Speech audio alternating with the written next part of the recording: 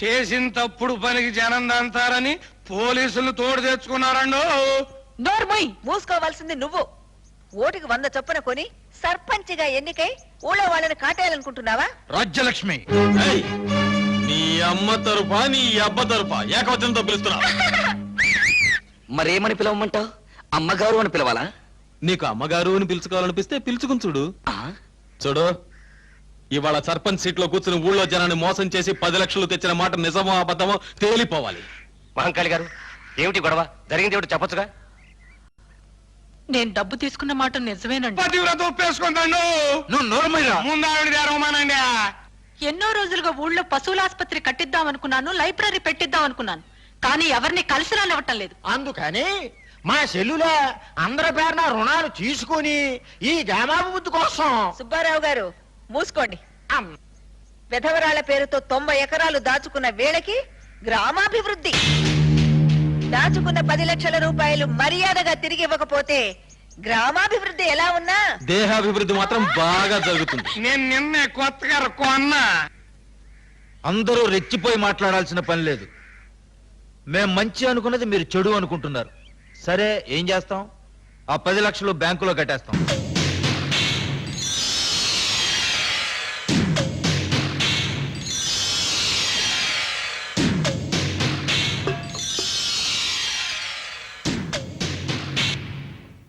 ఏంటా చూపు? ఆ కూరటించు. వడ్డీస్తున్నానండి. ఆగు. ఆ కూర నువ్వు తినరా. అయ్య బాబు, ఆ సాల్ కూర నేను తింటాం ఏంటండి? ఆసాముల్ని చంపటానికి వండిన కూర్రాది. ఆడిని చంపుతున్నట్టు నాటకం ఆడి ఇంటిల్ల పాదికి విషం పెట్టి చంపమని నిన్ను ప్రయోగించారు. అందుకే వద్దని నాకు కమతం చేస్తున్నావు. ఏమిట్రా అలా నిలబడి చూస్తావు? కూర తిను. వాడు తిన్న తర్వాత మనం తింటే అది ఎంగిలి కూడు కదా తల్లి చెల్లి. నువ్వు నోర్మి తినరా. అయ్య బాబోయ్, ఎన్నాళ్ళు మా నోటికాడ కూడు దొరల తింటం చూశానండి. దొరల నోటికాడ కూడు మొట్టమొదటిసారి తినబోతున్నానండి. విధి లిఖితం. చూస్తున్నాడు, సెలెక్ట్ చేసుకుంటున్నాడు, ఇక తింటాడు. ఒక ముక్క తిన్నాడుగా, విషయం లేదేమో తల్లి చెల్లి. ఇక మిగిలింది మనం తిందాం. ఉండరా, ఇంకో ముక్కలో ఉందేమో.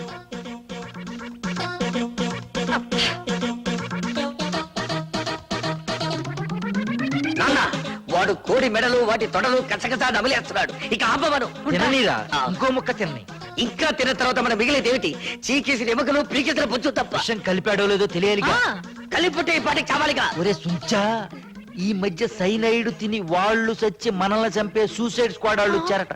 వీడు కూడా ఆ బాబతేమో.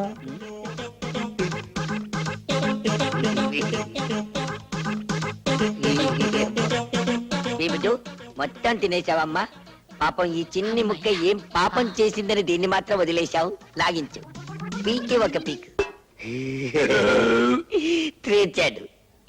లాలా తిరగబోతే కరివేపాకు లీఫ్ కూడా లేకుండా క్లీన్గా అపరా నీ కాగ్గోలా. రేపు మళ్ళీ కోడిని కోసుకుందాం.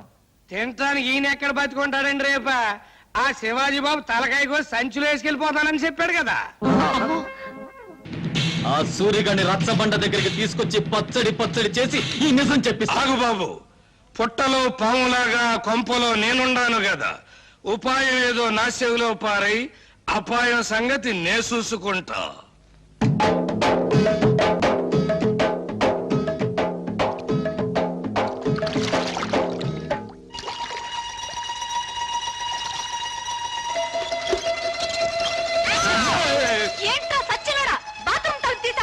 నాకేం తెలుసండి మీరు తలుపులు తీసుకుంటారని చేస్తున్నారని.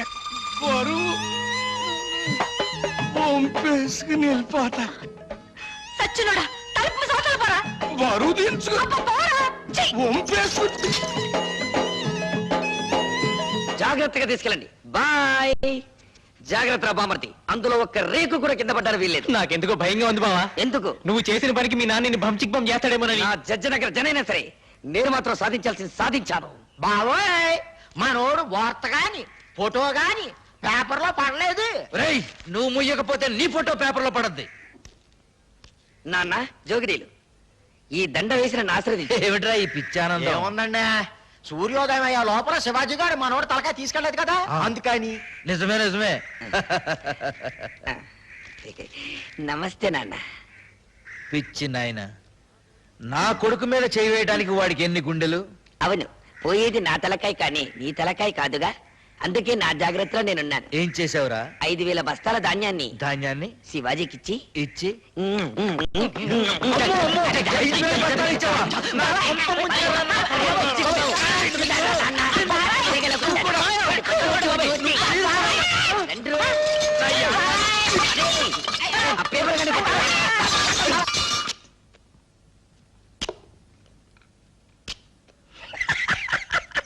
ఏమిట్రా?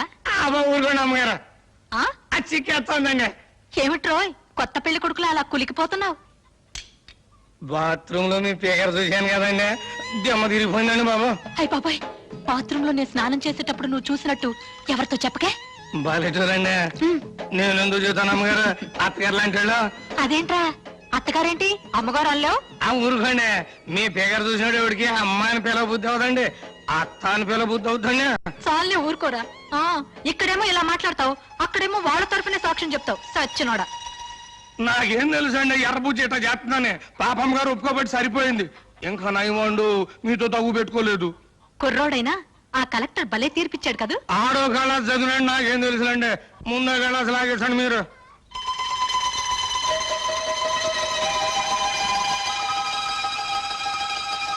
రేయ్, ఈ పూట ఇక్కడే భోంచేసాడు. మీరు అడిగినా వదులుకుంటాను ఏంటండి. పిచ్చ సన్నాసి. అబ్బా, కడుపులో తిప్పుతుందేంటి? ఏంట్రా కురుడి నీళ్ళ? భలే చూడండి, మీ ముందే కదా లేక కొబ్బరికాయ కొట్టాను. సర్లే. వద్దంటే వెళ్ళలేదండి అమ్మగారు, చూడండి మన భాగవతం మొత్తం పబ్లిక్ తెలిసిపోయింది. చీకటి పడితే ఎక్కేది మంచుల మీదను, నిందలేసేది ఎదుటోళ్ళ కుటుంబాల మీదను. చెడింది నా చెల్లి కాదురా, నీ తల్లి చెల్లి. రా దిగు. వీడి తల్లి చెల్లి రా, నీ బతుకు బంచికి బంచేస్తారా.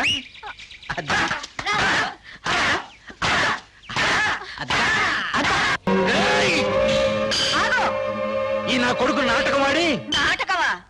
ఏ నా కూతురు సూరిబాబుతో గదిలో నుంచి బయటికి రాగాలేంది? నీ పెళ్ళం పాలేరుతో మంచం మీద కనపడితే నాటకం అయిందా? నాటకమే. ఇది మీరంతా కలిసి చేసిన కుట్ర.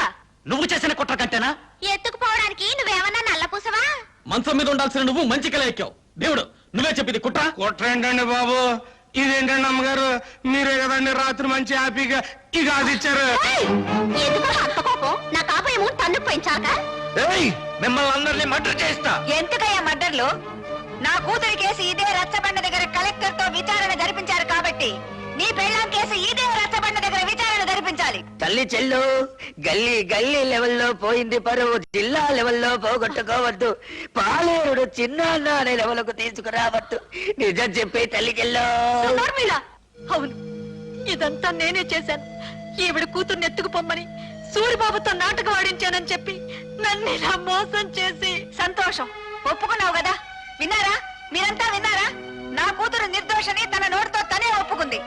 ఏమ్మా, పెళ్లికి ఎదిగిన కొడుకున్న నువ్వే అవమానాన్ని తట్టుకోలేకపోతే పెళ్లి కావాల్సిన నా కూతురు ఏమైపోవాలి? శ్రీరాముడు భార్య శీలాన్ని నిరూపించడానికి అగ్ని పరీక్ష చేయిస్తే కూతురు శీలాన్ని నిరూపించడానికి నేను ఈ ప్రయోగం చేయించాను. తప్పైతే క్షమించండి. పదమ్మా.